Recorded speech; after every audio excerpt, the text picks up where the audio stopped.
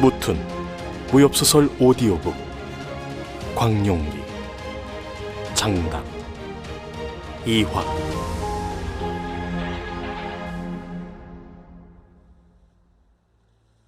그건 좀 너무하고.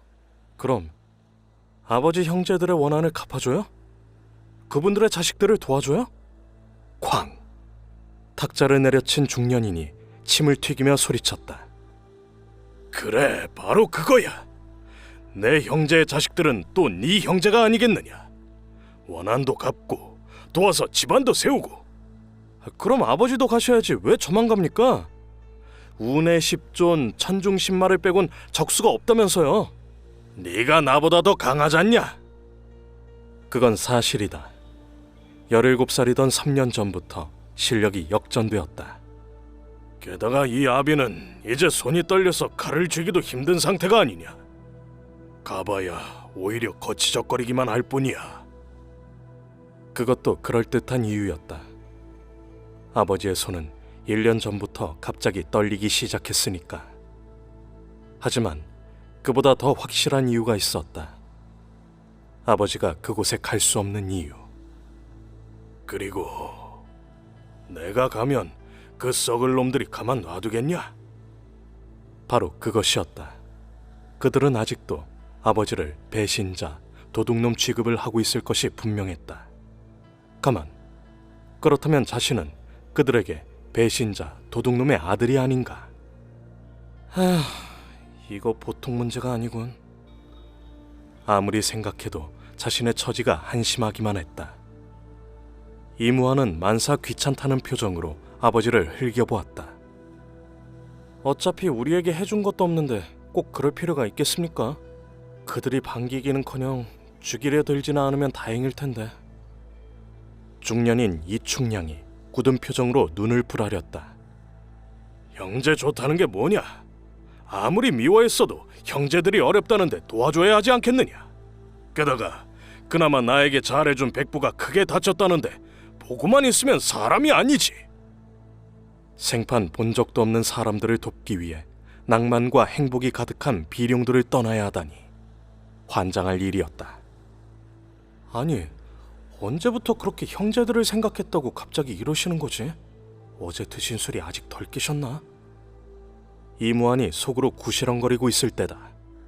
이충량이 무거운 목소리로 짓눌렀다. 너도 이제 20살이다. 혼자 살아가는 법도 배울 겸 세상에 나가봐야지. 오히려 기회라 생각해라. 그러더니 철컹 앞에다 주머니를 하나 던졌다. 무창까지 가는데 경비로 써라. 배가 떠나려면 아직 멀었으니 지금 가도 늦지는 않을 거다. 진주도 2알이나 들었으니까 모자라거나 하지는 않을 것이야. 노자의 배가 떠나는 시간까지 말하기 전부터 결정을 내려놓은 듯하다. 이무환은 주머니를 가만히 바라보고는 고개를 들었다. 지금 가란 말씀입니까? 이충량은 더 생각할 것도 없다는 듯 더욱 강하게 짓눌렀다. 그래, 지금! 대장부는 결정을 내렸으면 머뭇거림이 없어야 한다. 한 번 결정을 내리면 절대 번복을 하지 않는 아버지다. 태풍의 흐름을 연구하겠다며 비룡도의 절벽 꼭대기에 서서 하루를 버틴 아버지가 아닌가. 벼락의 기운을 느끼겠다며 죽을지 모른다는 자신의 말에도 꿋꿋이 칼을 들고 벼락 아래 몸을 내맡긴 아버지가 아닌가 말이다. 오죽하면 비룡도 건너편의 정안도 사람들이 하늘은 뒤집혀도 이충량의 말은 뒤집히지 않는다고 할까. 근래 해적들이 정안도 백리 인근에 접근하면 쫓아가서 다 죽인다는 아버지의 말에 백리도 아니고 200리 밖으로 돌아서 갈까. 아니지, 이제는 나 때문에 300리 밖으로 다니는군. 좌우간, 그렇다면 섬에 남아있어봐야 시달리기만 할 게 뻔한 일. 이무환은 차라리 이 기회에 강우라는 곳을 구경해보는 것도 괜찮을 듯 싶었다. 항주 제일장이라는 어머니 집도 찾아가 보고 비룡도에 무공을 남긴 미친 늙은이의 소원도 들어주고. 그러고 보니 나가서 할 일이 없는 건 아니군. 다만 아버지의 고향에는 천천히 나중에 가봐도 될 일이었다. 집안의 원한을 갚고 형제들의 어려움을 돕는다? 아직 완전히 망한 것도 아닌데 맞아 죽기 딱 좋은 그곳에 왜 자신이 먼저 애달아서 달려간단 말인가? 일단 검은장이라는 곳부터 가볼까? 그렇게 결정을 내린 이무환이 이충향을 직시한 채 물었다. 당연히 형제들에게 제가 아버지의 아들이란 걸 밝히면 안 되겠죠? 미쳤냐? 그걸 말하게?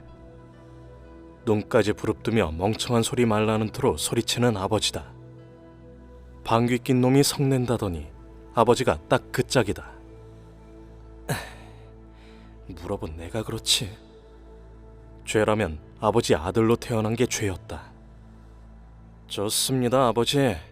그럼 몇 가지만 부탁드리죠. 이를 지그시 깨문 이무환의 말에 이충향의 눈이 반짝였다.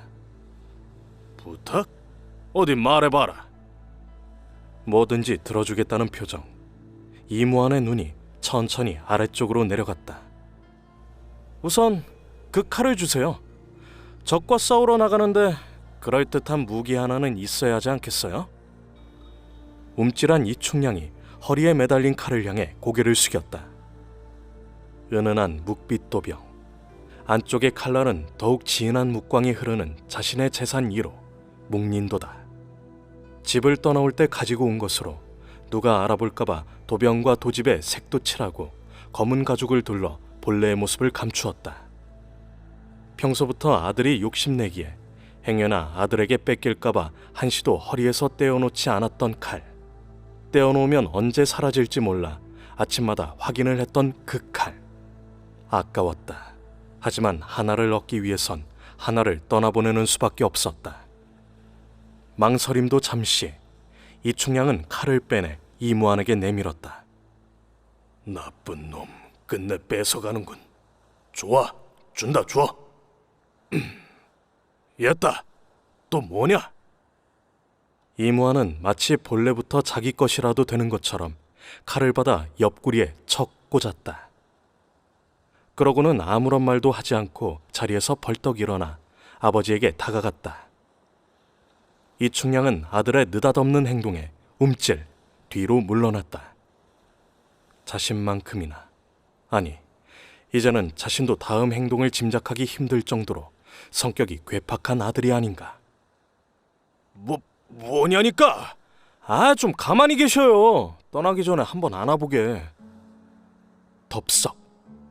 이무환은 얼떨떨한 표정을 짓고 있는 아버지를 힘껏 껴안았다. 이렇게 안아본 것이 얼마만인지는 생각도 나지 않았다. 뜨거운 심장의 고동이 그대로 느껴졌다.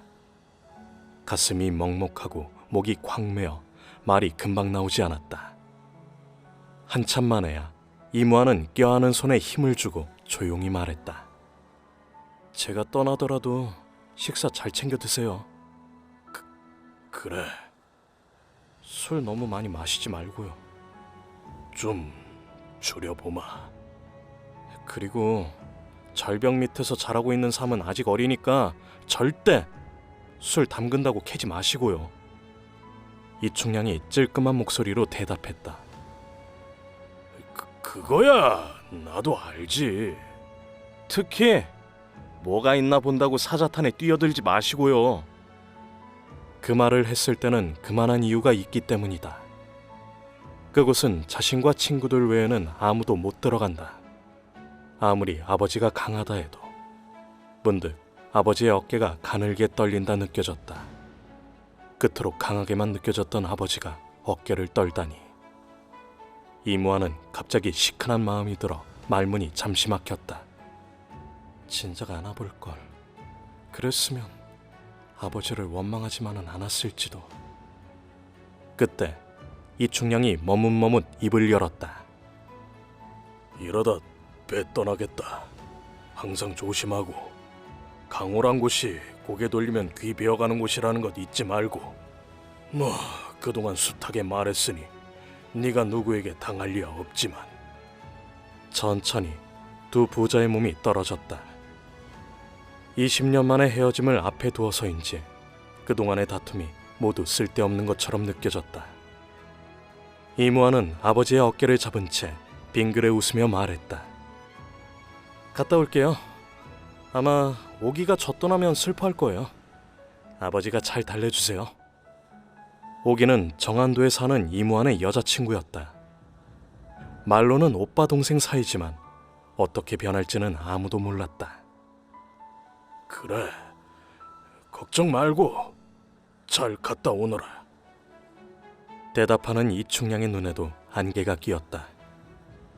생각도 못했던 상황에 이충량은 휘휘 손을 저었다. 어서 가봐라. 가면서 항주의 네 외가에도 들러보고. 요즘 절강이 시끄럽다던데 괜찮은지 모르겠구나. 당연히 가지 말래도 가볼 생각이었다. 저도 그럴 생각이에요. 그래도 어머니의 집안인데 인사는 해야죠. 물론 인사만 하고 바로 떠날 생각도 없었다. 그래, 혹시 박대하더라도 너무 심하게 대하지는 말거라.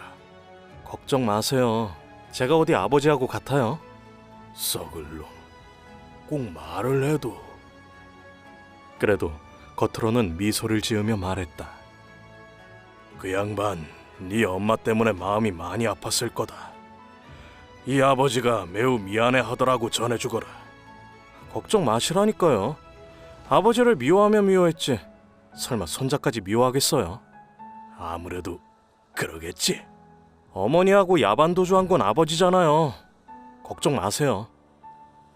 그렇게 별걸 다 걱정한다는 듯 이무환은 손을 흔들며 비룡도를 떠났다. 정안도까지는 30리. 돌고래 2마리가 이끄는 한 척의 조각배가 옅은 안개를 헤치고 빠르게 나아간다. 이충량은 절벽 꼭대기 곰솔나무 옆에 서서 그 모습을 바라보았다. 2마리 돌고래는 아들의 친구들이었다. 아마 저 돌고래들은 아들이 무태 도착하기 전까지 따라갈지도 몰랐다. 그거 참, 세월이 벌써 이렇게 흘러 환희가 세상에 나가게 되다니. 돌고래를 보자 감회가 새로웠다.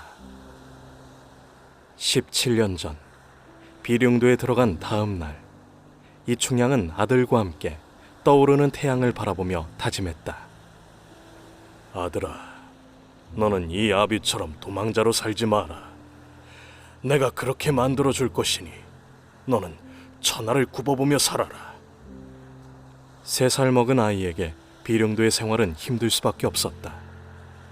그러나 이충량은 손을 내밀기보다 스스로 움직일 것을 종용했다. 안쓰러워 눈물이 나올 것 같았지만 이를 악물고 고개를 들어야만 했다. 앞으로 그렇게 살아야 하기 때문이었다. 아니, 어쩌면 더 힘든 나날이 닥칠지도 모르기 때문이었다. 그가 수년간의 수소문 끝에 비룡도를 찾아간 것은 그만한 이유가 있었다. 자신이 집안에서 훔쳐가지고 나온 책 중 하나에 비룡도에 대한 것이 쓰여 있었던 것이다. 40년에 걸쳐 마침내 모든 것을 완성했도다. 이제 비룡도를 떠나 원수들을 죽이러 갈 것이다. 사형제들을 죽이고 사문의 보물을 훔쳐 달아난 4마리의 짐승을 잡아 사형제들의 원혼 앞에 바치리라. 반나절 만에 걸어서 바다를 건넜다. 5년 만에 놈들에 대한 소식을 들었다. 나는 이제 그놈들을 만나러 갈 것이다. 놈들을 죽이지 못하면 고향으로 돌아가지 않으리라. 그것은 천노광자라는 기인이 남긴 일지였다. 사람들은 바다를 걸어서 건넜다는 부분을 보고 역시 미친놈답게 헛소리를 짓거린다 했을지 몰랐다. 하지만 이충량은 술 마시고 읽어서 그런지 그 부분을 보고 감탄을 금치 못했다. 절대 지경에 도달하면 허공도 걸을 수 있거늘 물 위가 대수겠는가. 하기에 서슴없이 비룡도를 찾아왔다. 그가 이곳에서 뭔가를 완성했다면 자신 역시 할 수 있을 거라 생각했다. 만일 자신이 못한다면 아들이라도 그렇게 할 수 있을 것이다. 이충량은 믿었다. 자신을, 그리고 아들을. 어쨌든 결심을 굳힌 그는 그날부터 비룡도를 샅샅이 뒤졌다. 그렇게 열흘이 지났을 때다. 하늘도 그의 노력에 감탄했는지 아니면 아이를 등에 업고 절벽을 기어오르는 그가 불쌍해 보였는지 벼락을 내리쳐 비룡도의 중앙에 있는 절벽을 강타했다. 사흘 후 마침내 이충량은 벼락이 떨어진 절벽에서 이끼로 뒤덮여 있던 흔적을 발견했다. 그가 그토록 원하던 천노 광자가 남긴 흔적을. 그렇게 2년째 되던 어느 날, 이충량은 아들의 허리를 밧줄로 묶고 인근에서 가장 사나운 소용돌이 사자탄에 집어넣었다. 절벽에 적혀있는 수련법을 보고 바람과 물의 흐름을 느끼는 수련을 시키기 위해서였다. 그런데 수련 보름째가 되던 날이었다. 그날따라 사자탄의 흐름이 그의 예상보다 훨씬 거셌다. 더구나 무슨 이유에선지 파도마저 출렁이며 그 어느 때보다도 예측 불가능하게 흘렀다. 처음에는 그리 크게 걱정하지 않았다. 가끔씩 그럴 때가 있었으니까. 자신이 만든 밧줄은 지금까지 한 번도 자신을 배신하지 않았으니까. 하지만 그날만큼은 아니었다. 소용돌이가 갑자기 거세지는가 싶더니 미처 거두어들을 틈도 없이 세 겹으로 꼰 밧줄이 서로 뒤엉키면서 뚝 끊어져 버렸다. 안색이 노랗게 변한 이충량은 급히 바위 가장자리로 다가갔다. 아들이 소용돌이를 따라 빠르게 흐르고 있었다. 아들은 그동안의 훈련 덕분인지 쉽게 당황하지는 않았다. 그러나 사자탄의 소용돌이는 침착함만으로 벗어날 수 있는 것이 아니었다. 더구나 흐름이 엉켜 물결마저 거셌다. 화나! 잠깐 망설이는 사이 아들의 몸이 소용돌이의 한가운데로 빨려 들어가기 시작했다. 사자탄은 그 깊이가 얼마나 되는지 아무도 모르는 곳이다. 게다가 그 밑에는 괴물이 살고 있다는 말까지 있었다. 오죽하면 정안도의 사람들이 죽음의 소용돌이라 불렀을까. 이충량은 손에 들린 남은 밧줄을 한쪽으로 획 던졌다. 자식은 죽어도 자신은 살아서 꿈을 완성해야 했다. 지금까지 이충량이 살아온 대로라면 그렇게 해야 했다.